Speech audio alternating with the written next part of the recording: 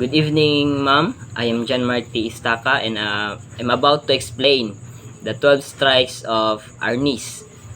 The first strikes in Arnis is located in the left temple of our head, and the second strike is located the opposite side of the which is the right temple of our head. Then the third strikes is located in our left shoulder. Debanalan ka sa left shoulder. Then ang ikaupat nga strike which is in the right shoulder, and ang panlima nga strike which is in the stomach thrust, which is tusukon imong tiyan mo na siya ang panglima. Then ang pangunom nga strike sa Arnis which is ang tusukon na pud ang imong left chest, dire imong chest tusukon. Then ang pang-8 nga strike tusukon na pud ang imong right chest. Then ang pang-8 na strike sa Arnis which is imong right knee, which is ang tuong bahin sa imong tuhod ang strike. Dili siya tusukon na i-strike, bunalan siya.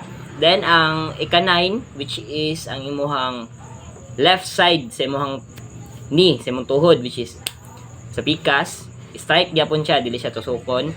Same procedure lang siya sa right knee o sa left knee. Then ang ikanapulo nga kuan sa 12 strikes of Arnis which is ang ato ang mata, left eye. Di ba kani tusukon ni siya. Left eye, tusukon nimo siya, imong left eye. Then ang ika-11, ang right eye na pod tusukon, same procedure lang gyapon. Then ang sa last nga strike aron makompleto ang 12 strikes sa Arnis which is ang atong head, which is ginatawag nato ng head or crown. Ato ang i-strike. So, ano na to? Ana ang ulo. Then kana lang. Thank you.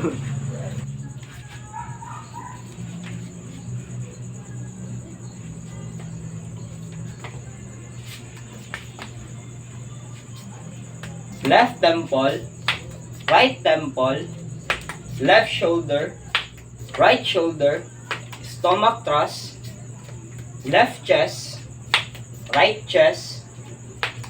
knee, left eye, right eye, crown.